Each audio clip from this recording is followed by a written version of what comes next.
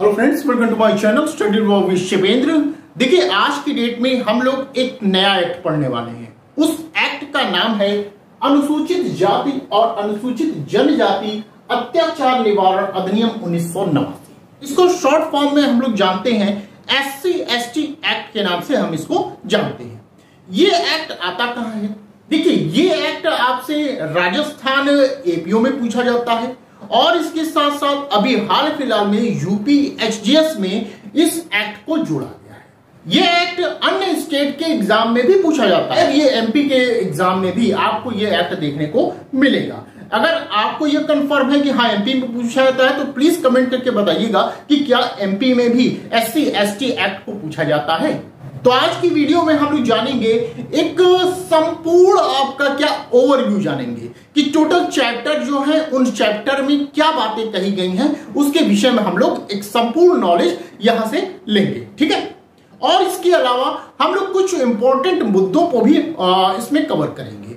Chapter wise जो classes होंगी वो हमारी कल से स्टार्ट होंगी, मतलब कल से हम लोग चैप्टर फर्स्ट से स्टार्ट करेंगे। तो आगे की क्लास को देखने के लिए आपको क्लास ज्वाइन करनी होगी। क्लास कैसे आप ज्वाइन करेंगे? आप मुझे बताए गए नंबर पर कॉल या व्हाट्सएप के माध्यम से क्लास को ज्वाइन कर सकते हैं। साथ ही साथ ये हमारा टेलीग्राम ग्रुप है शिवेंद्र लॉ स्टडी के नाम से, इसको भी आप ज्वाइन कर सकते हैं। चलिए अब बात करते हैं इस एक्ट की। देखिए, हमने आपको बताया कि इस एक्ट का नाम क्या है, अनुसूचित जाति और अनुसूचित जनजाति अत्याचार निवारण अधिनियम 1989। ये एक्ट का नाम है। इंग्लिश में अगर बात की जाए तो the scheduled caste and scheduled tribes prevention of atrocities act 1989, ये आपका नाम है। इस एक्ट को अब शॉर्ट फॉर्म में हम लोग कैसे जानते हैं? SC/ST एक्ट के नाम से ही हम लोग जानते हैं। अधिकतर लोगों के मुंह से आप यही सुनेंगे कि भैया कौन सा एक्ट है?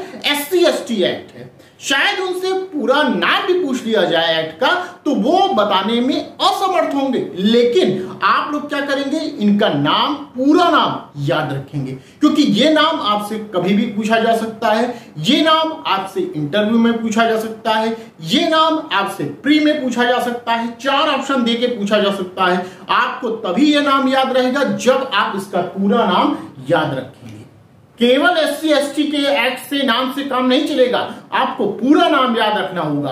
न केवल सिर्फ इस एक्ट की मैं बात कर रहा हूं, बल्कि कोई भी एक्ट आप पढ़ने जा रहे हैं तो प्लीज आप लोग उसका पूरा नाम याद रखेंगे। शॉर्ट फॉर्म में काम चलाइए, लेकिन उसका पूरा नाम आपको याद होना चाहिए। जब कभी भी आपसे कोई प्रश्न कर दे कि भैया इसका पूरा, इस एक्ट का पूरा नाम क्या है, तो वो एक्ट का पूरा नाम आपको याद होना चाहिए। क्लियर?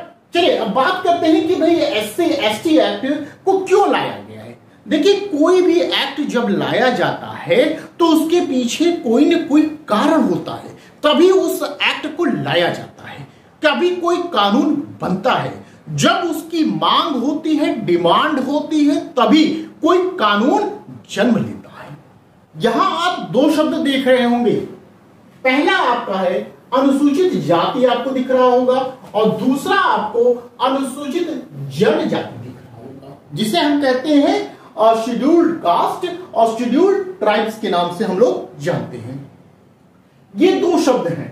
इन्हीं पर हो रहे अत्याचार को रोकने के लिए ही इस एक्ट को लाया गया है। आप देख रहे हैं अनुसूचित जाति और अनुसूचित जनजाति। इससे पहले क्या था? ये एक्ट तो आया भाई 1989 में, लेकिन उससे पहले भी लोगों पर अत्याचार हुआ करता था। जैसे दलित वर्ग थे, बहुत पिछड़े वाले वर्ग थे, तो उनको क्या है, सही निगाह से नहीं देखा जाता था। उनको बराबर का हक नहीं दिया जाता था, बराबर का मौका नहीं दिया जाता था। उन्हें मंदिर में प्रवेश करने से वर्जित किया गया था। कुएं से वो पानी नहीं पी सकते थे। किसी को टच कर दिया तो अरे कैसे टच कर दिया तुमने, वो नहाने चले जाते थे भैया। ये सब चीजें चली आ रही थी, बहुत पहले से चली आ रही थी। तो बाद में क्या हुआ कि ऐसे लोग आए, SC/ST के अंतर्गत लोग आए, तो उनपे भी जुल्म ढाया गया, मारा पीटा गया, इन पे अलग अलग तरीकों का अत्याचार किया गया। तो उन्हीं अत्याचारों से निपटने के लिए इस एक्ट का जन्म हुआ। और ये जन्म कब हुआ? ये 1989 में जन्म हुआ। क्लियर? अब हम इस एक्ट में ये बात करते हैं कि भाई टोटल कितने सेक्शन हैं और आपके चैप्टर कितने हैं, अधिनियम संख्या क्या है, लागू कब हुई है, ये जनरल चीज के विषय में हम लोग अब इसमें बात करते हैं। चलिए देखते हैं। देखिए इस एक्ट में टोटल आपके 5 चैप्टर हैं, ध्यान रखिएगा 5 चैप्टर हैं। धाराएं कितनी हैं? 23 आपकी धाराएं हैं। अधिनियम संख्या कितना है? 33 अधिनियम संख्या है। अच्छा ध्यान रखिएगा, जो अधिनियम संख्या मैं बार बार लिखता हूं ना, ऐसे नहीं लिखता, इस पे क्वेश्चन बनता है, इसलिए आपको ये मैं पूरी लाइन बार बार लिखता हूं। कोई भी एक्ट में पढ़ाता हूं उसमें ये लाइन आपसे जरूर पूछी जाती है, उसमें से कोई भी एक क्वेश्चन आपसे पूछा जा सकता है एग्जाम में, ठीक है, क्योंकि एग्जामिनर का ये फेवरेट आपका ये लाइन होती है, इसमें से एक क्वेश्चन जरूर पूछ देंगे आपसे, तो ये ध्यान रखिएगा। अध्याय 5 है, धाराएं 23 है, अधिनियम संख्या 33 है। यहां पे ध्यान रखिएगा, जब धाराएं आपको पता हो जाएंगी कि भाई 23 आपके सेक्शंस हैं, तो 10 और बढ़ा लेंगे तो आपको अधिनियम संख्या मिल जाएगा, ठीक है। 23 है, यहां आप 10 कर लीजिए, कितना हो गया? 33। ये 33 क्या हो गया? अधिनियम संख्या हो गई हमारी। अनुसूची केवल इकलौती एक अनुसूची है, उस एक अनुसूची में आईपीसी के कुछ धाराओं को बताया गया है। एक बार उसका दर्शन आप लोग जरूर कर लीजिएगा। अनुसूची जो है वो लास्ट में बताई गई है, ठीक है। तो अनुसूची 1 हो गई। अधिनियमित कब किया गया है इस एक्ट को? 11 सितंबर 1989 को इस एक्ट को अधिनियमित किया गया। लागू कब किया गया? 30 जनवरी 1990 को इसको लागू किया गया। अब यहां ध्यान देने वाली बात यह है कि देखिए अधिनियमित तो हो गया 1989 में, लेकिन लागू कब हो रहा है? 90 में लागू हो रहा है, ये ध्यान रखिएगा। ये 30 जनवरी 1990 को लागू हो रहा है। एक्ट हमारा कब का है? 1989 का है, लागू 90 में हुआ, ये ध्यान रखिएगा। ऐसा ना करिए कि अधिनियमित और लागू दोनों 1989 में हुआ, नहीं। इसीलिए मैं आपसे कह रहा हूं बार बार कि इस एक्ट का पूरा नाम आपको पता होना चाहिए। पूरा नाम दे दिया, लास्ट में क्या चेंज कर दिया कि 1989 ही रख दिए, और फिर सेकंड ऑप्शन 1990 कर दिया। अब आप ये फेर में पड़ गए, भैया नाम तो याद कर लिया था लेकिन सन नहीं याद किया था। तो ये भी आपको पता होना चाहिए कि एक्ट का नाम तो 1989 है पूरा, और लागू की डेट 1990 है, ये याद रखना है आपको, ठीक है। चलिए अब देखिए थोड़ा सा हम जितने चैप्टर हैं, 5 चैप्टर हैं टोटल हमारे यहाँ इस एक्ट के अंतर्गत, अब थोड़ा सा हम ओवरव्यू देख लेते हैं कि इन 5 चैप्टरों में कहा क्या गया है। चलिए देखते हैं। ये है प्रारंभिक, प्रिलिमिनरी जिसे हम कहते हैं, ये चैप्टर फर्स्ट है। ये गोला हमने जो बनाया ना, ये चैप्टर है, तो ये चैप्टर फर्स्ट है। प्रारंभिक की बात करता है, प्रिलिमिनरी की बात करता है। इसमें मात्र 2 सेक्शन है। सेक्शन 1 जो बताता है वो संक्षिप्त नाम विस्तार प्रारंभ को बताता है, जबकि सेक्शन 2 परिभाषा खंड को बताता है। क्लियर? ये हुई बात प्रारंभ की। सेकंड जो चैप्टर आप पढ़ेंगे वहां पर अत्याचार के अपराध के विषय में बताया गया है कि भाई को किसी व्यक्ति के द्वारा यदि अत्याचार कर दिया गया, किन पे? SC ST वाले व्यक्तियों पर अगर अत्याचार कर दिया गया तो कितना दंड दिया जाएगा, उसके संबंध में चैप्टर 2 प्रावधान करता है, जो कि सेक्शन 3 से लेकर 9 तक प्रावधान करता है। उसके बाद चैप्टर 3 जो है निष्कासन की बात करता है कि भैया हम तुमको निकाल देंगे, जिस भी व्यक्ति ने SC ST पर कोई जुल्म ढाया, अपराध किया, तो हम उसको क्या करेंगे? निष्कासित कर देंगे। ये बात कौन कर रहा है? ये चैप्टर 3 बात कर रहा है, जो कि सेक्शन 10 से लेकर 13 तक बात करता है। चैप्टर 4 विशेष न्यायालय की बात करता है। इसमें यह कहा गया कि भाई SC ST एक्ट के अंतर्गत कोई अपराध हो गया तो ट्रायल करने के लिए कोई कोर्ट तो चाहिए, तो उस कोर्ट के विषय में कौन सा चैप्टर प्रावधान करता है? चैप्टर 4 प्रावधान करता है। और कौन सा कोर्ट? स्पेशल कोर्ट की बात करता है, विशेष न्यायालय की बात करता है। एक क्वेश्चन आपसे होगा, मुझे कमेंट करके बताइएगा कि जो जज विशेष या स्पेशल कोर्ट में उनका अपॉइंटमेंट होता है वो कौन जज होते हैं? फर्स्ट क्लास न्यायिक मजिस्ट्रेट, सेकंड क्लास न्यायिक मजिस्ट्रेट, सेशन जज, आखिर कौन से जज यहां पर अपॉइंटमेंट होते हैं वो मुझे आप कमेंट करके बताएंगे, ठीक है। तो सेक्शन कहां से कहां तक प्रावधान किया गया है? सेक्शन 14 से लेकर 15 तक इसका प्रावधान किया गया है। नेक्स्ट चैप्टर है पीड़ित और साक्षी की अधिकार के विषय में बताया गया है, जो कि चैप्टर 4A है। 4A ये नया जुड़ा है और इसमें एक ही सेक्शन आपको पढ़ना है, वो है सेक्शन 15 कैपिटल ए। इसमें बात की गई है जो पीड़ित है, जो साक्षी है, जिसपे आपने अत्याचार कर दिया है, जो साक्षी, जो गवाह है, उनके क्या राइट्स हैं, उनके राइट्स को बताया गया है यहां पर। अच्छा, एक चीज और मुझे आप बताइएगा, यहां एक शब्द यूज हुआ है पीड़ित। कहीं और भी हम लोग पीड़ित पढ़ते हैं क्या? सीआरपीसी में आपने पीड़ित पढ़ा होगा। कहां पढ़ा है? वो डिफिनीशन क्लॉज में आपको पीड़ित दिखा होगा, वहां आप देखेंगे ये है आपका सेक्शन 2 WA। यहां पे आप लिख दिए सीआरपीसी, यहां आपको दिखा होगा पीड़ित। तो पीड़ित शब्द कहां पढ़ते हैं हम लोग? सीआरपीसी में पढ़ते हैं, सेक्शन 2 WA। आप मुझे कमेंट करके बताइएगा ये जो सेक्शन है ये कब जोड़ा गया है, पीड़ित शब्द को सीआरपीसी में कब लाया गया है, ये आप मुझे कमेंट करके बताइएगा। चलिए नेक्स्ट देखते हैं चैप्टर 5। ये बात करता है मिसलेनियस, प्रकीर्ण की बात करता है, जो कि सेक्शन 16 से लेकर 23 तक प्रावधान करता है। टोटल कितने सेक्शन है?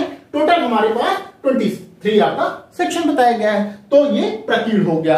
अब ध्यान रखिएगा, सबसे इंपॉर्टेंट आपका जो क्वेश्चन बनता है वो कहां से बनता है?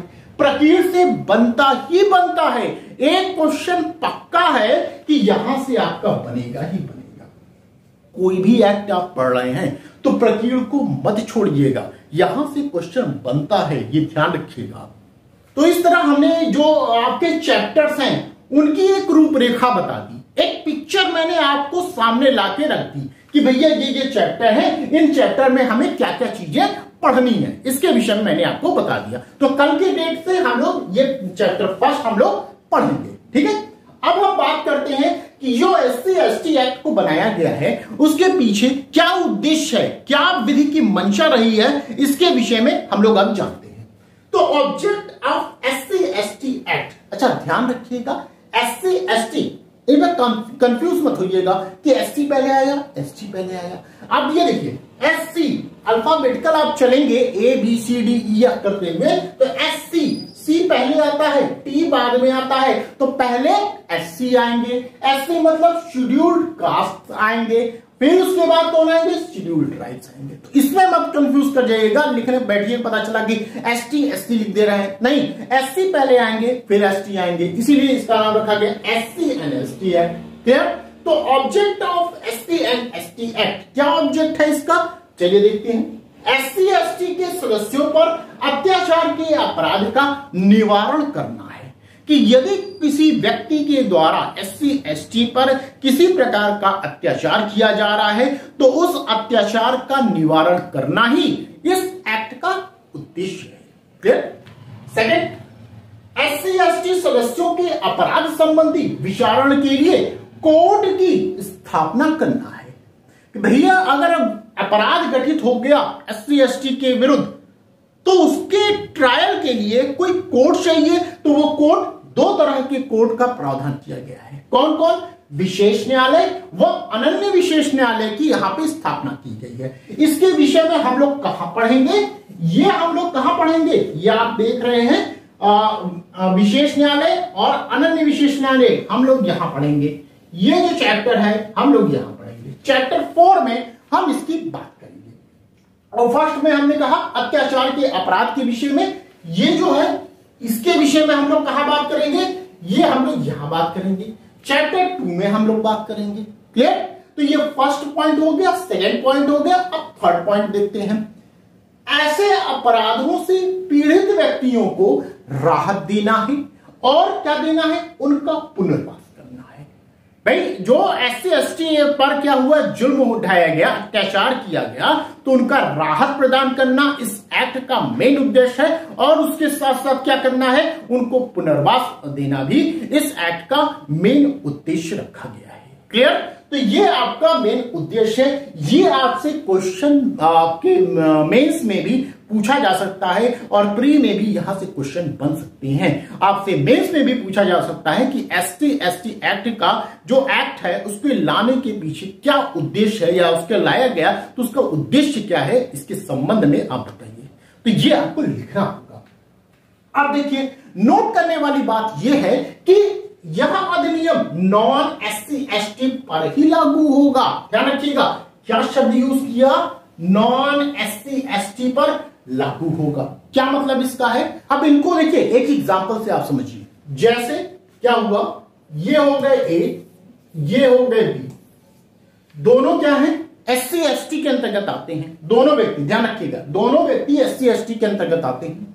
दोनों में किसी बात पर लड़ाई हो गई, हाथापाई हो गई, ज्यादा हो गई लड़ाई, तो उस कंडीशन में बी चले गए पुलिस स्टेशन में मामला दर्ज कराने, एफआईआर होगी। भाई ऐसा नहीं है कि मामला दर्ज नहीं होगा, बिल्कुल होगा, एफआईआर हुई, मगर वो एफआईआर जो जनरल एफआईआर होती है वो दर्ज हुई है, ध्यान रखिएगा, ठीक है। अब इस मामले को उलट दीजिए, ये हो गए, मान लीजिए ये एससी एसटी के अंतर्गत आ गए, और ये कौन है? ये नॉन एससी एसटी है, ठीक है, ये नॉन एससी एसटी के अंतर्गत आते हैं, बी, जो इनके बीच लड़ाई हो गई। अब ए चले गए कहां? पुलिस स्टेशन में। तो अब जो मामला दर्ज होगा वो कैसे दर्ज होगा? वो आपका एससी एसटी एक्ट के अंतर्गत दर्ज होगा, ठीक है, ये ध्यान रखिएगा। इसीलिए कहा गया कि यह अधिनियम नॉन एससी एसटी पर ही लागू होगा। चलिए अब देखते हैं, नेक्स्ट पॉइंट देखते हैं।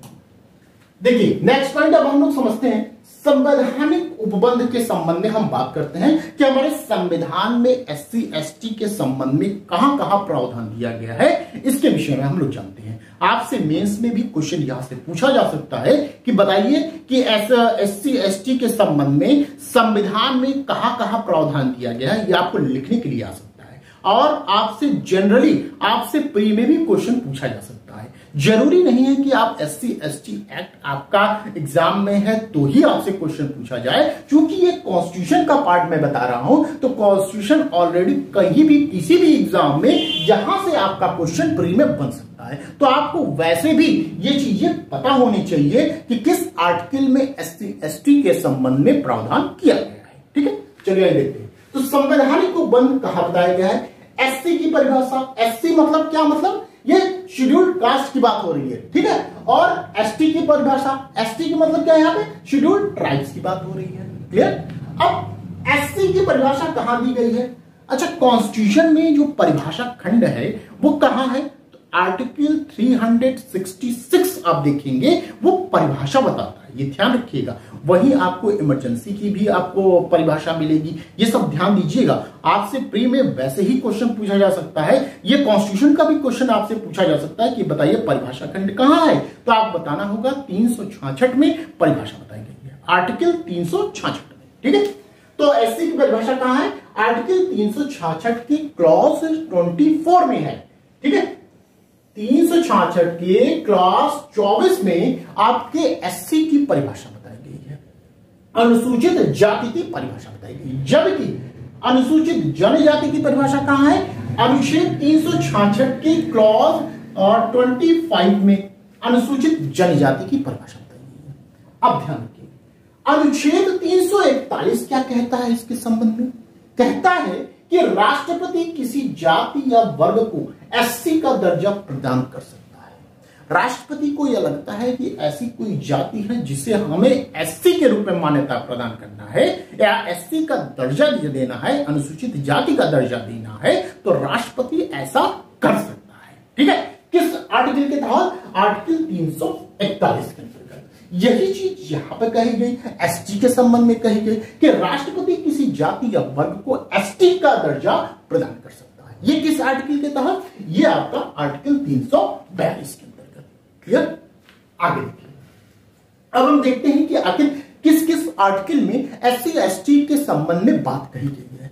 देखिए आर्टिकल 15 ये बात करता है शैक्षणिक संस्थान में एससी एसटी के आरक्षण के संबंध में बात करता है। वहीं पर आर्टिकल 16 जब आप पढ़ते हैं तो यहां लोक नियोजन में एससी एसटी आरक्षण के संबंध में प्रावधान किया गया है।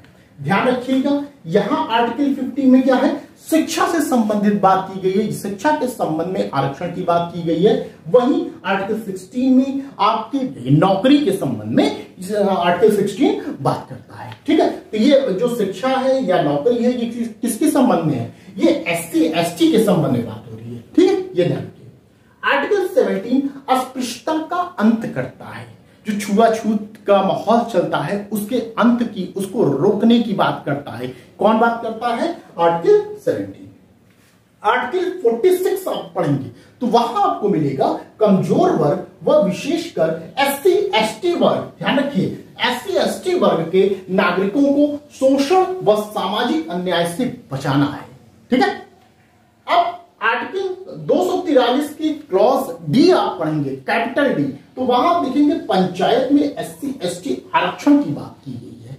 और वहीं पर आर्टिकल 243 का क्लॉज टी पढ़ेंगे, कैपिटल टी, तो वहां नगर पालिका में एससी एसटी आरक्षण की बात की गई है। ये दोनों एक साथ आप पढ़िएगा, पंचायत और नगर पालिका को एक साथ पढ़िएगा। पंचायत में एससी एसटी आरक्षण कहां पाएगा, 243 के डी में, और वहीं नगर पालिका में एससी एसटी आरक्षण कहां पाएगा, 243 के टी में, कैपिटल टी में। ठीक है, आगे अनुच्छेद 330, ये लोकसभा में एससी एसटी आरक्षण की बात की गई है कि लोकसभा में कोई एससी एसटी है तो उसके आरक्षण की बात कहां की गई है, किस आर्टिकल में, आर्टिकल 330 में कही गई। वहीं 332, आर्टिकल 332 ये प्रावधान करता है राज्य विधानसभा में एससी एसटी आरक्षण की बात करता है।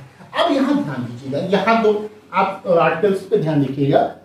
आर्टिकल 330 लोकसभा में आपके आरक्षण की बात कर रहा है, जबकि 332 राज्य विधानसभा में आरक्षण की बात कर रहा है। यहां पे राज्यसभा नहीं लिखा गया, राज्य विधानसभा लिखा गया है, ये ध्यान रखिएगा, कंफ्यूज मत होइए। यहां 330 में किसकी बात है, लोकसभा की बात है, जबकि 332 में क्या है, राज्य विधानसभा। ठीक, अनुच्छेद 338 क्या बात करता है, ये एससी आयोग की बात करता है, अनुसूचित जाति आयोग की बात करता है। कौन, अनुच्छेद 338। वहीं पर अनुच्छेद 338 कैपिटल ए जो है ये अनुसूचित जनजाति आयोग के विषय में बात करता है। तो इस तरह ये जो कॉन्स्टिट्यूशन से संबंधित उपबंध किए गए हैं एससी एसटी को लेकर, तो मैंने लगभग चीजों को यहां पर कवर किया है। ये आपसे बेस का क्वेश्चन पूछा जा सकता है, तो आप लोग इस चीज को लेकर तैयार रहेंगे। ये क्वेश्चन आपका प्री में भी पूछा जा सकता है और मेंस में भी पूछा जा सकता है, दोनों जगह पूछा जा सकता है। ठीक है, तो इसको ध्यान से जरूर पढ़ लीजिएगा आप लोग। अब हम लोग नेक्स्ट जो पढ़ेंगे वो चैप्टर स्टार्ट करेंगे, चैप्टर फर्स्ट से हम लोग क्लास स्टार्ट करेंगे। आपको यदि यहां तक वीडियो अच्छी लगी हो तो प्लीज वीडियो को लाइक कर दीजिएगा, शेयर कर दीजिएगा, और चैनल पे यदि आप नए हैं तो चैनल को सब्सक्राइब कर दीजिएगा। अब आगे की वीडियो अगर आपको देखनी होगी तो आपको क्लास ज्वाइन करना होगा। क्लास आप कैसे ज्वाइन करेंगे मैंने पहले ही बता रखा है आपको। क्लास आप यहां पर कॉल करके या व्हाट्सएप के माध्यम से क्लास को ज्वाइन कर सकते हैं, और टेलीग्राम ग्रुप को भी आप ज्वाइन कर लीजिएगा। तो बस आज के लिए इतना ही, फिर मिलते हैं नेक्स्ट वीडियो में। Thank you.